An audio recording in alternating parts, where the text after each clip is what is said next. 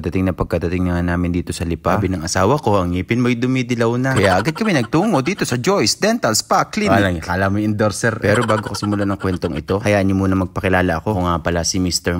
isang hamak na gwapo sa mata lang ng asawa ko. At kung napanood niyo yung huli kong video, kami ay galing sa Mindoro. At alam niyo naman, galing kaming fiestahan, kaliwat kanan ng kainan. Isa rin yun sa dahilan kung bakit nagpalinis ako ng ngipin. Baka kaldereta, apritada ay sumingit din. At ganun lang kadali, hindi kasi pwede mag-video sa loob. Sobrang napakasarap ng pakiramdam. Ngayon, confident na naman akong ngumiti. Ay, baka mapasukan na lang. Salamat nga pala, Doc, sa paglinis ng aking ngipin. Ay, highly recommended. Sobrang napakagana kamay. Alam mo talaga ibayad. Ayun nga, kasi medyo late na rin kami dumating dito sa Lipa. Agad-agad kaming uwi para magpahinga. Sobrang lapit lang naman talaga to sa bahay namin. Sa loob ng ilang minuto, yung makakarating din. Ang kagandahan sa aming location, very accessible sa lahat. Mall, palengke, bayan, simbahan at Robinson. Mall na rin yun. Rhyme ka na naman. Habang nagmamaneho, talagang napakasarap ngumiti. Kahit may pasaway na driver, talagang ngiti pa rin eh. Nakakabalo pala magpaklina. Kami kakandidato sa next election. Kaya pahayo ko ay alagaan ng ating ngipin. Kasi nakakatulong ito para confidence ay tumaas rin. Nakarating na nga kami sa aming bahay sa mga oras na yan. Kaso itong alaga naming aso na si Mario ay aming sinundo sa labasan. Hindi kasi namin napansin na naiwang bukas ang gate. At itong sinapakulit na Mario ay talagang lumabas. Kaya naman lahat ay nagpanik. Halos nilibot namin lahat ng buong subdivision. Buti na lang talaga nakita ng gwardya. Maraming salamat po! Alayan ka na naman. After nun, nagpunta kami dito sa bahay ng ninong-ninang namin. At para na rin madalaw ang aming cute na pamangkin. Isang dahilan na rin ay para makalibreng kain. Maraming salamat po, Ninang Nino. Ay, sobrang uuwi na talaga na rin. Isa pa, sobrang nakakamanga itong ihawan nila. Akalain mo sa loob ng 10 minuto ay may ihaw na. Ay talagang lahat ay namangha. Paka-high-tech talaga ng mga gamit ngayon. Di gaya ng dati, uling parilya at karton. At isa pang nakakamangha dito, ay talagang napakalambot ng luto. Hindi dumidikit dito sa... Sapa. Basta hindi nadikit din yung mga karne. Yun, di malinaw. Ilang karne ang pwede dito, pati isda. Ang dami pa yatang feature nito pero hindi ko talaga maintindihan. Kaya na lang magbasa at wala talaga akong kahilig-hilig dyan. Salamat talaga Ninong-Ninang sa libreng inihaw. Talagang napakasarap, napaka-juicy, napaka-tender, napakalinamnam. Sip na sip-sip at hindi mawawala ang inuman. Siyempre konti lang naman. Ito na talaga kasi ang usual na nangyayari. Nakagis na ng mga Pilipino kahit walang okasyon. Sasamahan mo pa ng paborito nating video. Pero sa totoo lang, wala naman talaga akong hilig kumanta. Kasi talagang napakamahiyain ko. Nagkakasiyahan ay talagang upo lang ako sa isang tabi. Pilit man ako ng lahat kumanta. Ang nasasabi ko na lang, pasensya na, hindi ko kaya. Hindi ko alam kung bakit ako ganun. Walang kakapalan ng mukha sa katawan. Diyos ko po, microphone nga hindi mo na binitawan. Sama ko nga pala dito ang daddy ng aking napangasawa. So lang ang tingin ko sa akin sarili, gwapo na. Pero nang nakita ko ang daddy, talaga mas gwapo pala. Talaga naman napakasipsip na rin. Pero kung hindi nyo natatanong, hilig rin ang daddy kumanta. At hindi rin maipagkakaila ang napakagandang boses niya. Hindi ko kasi malagyan ng sounds ito. Alam nyo na, baka makaka-copyright tayo. Kaya kayo nang bahalang humula sa kinakanta namin. Itong video na ito ay tatapusin na rin. Baka isang follow sa page ko yung makalambing din.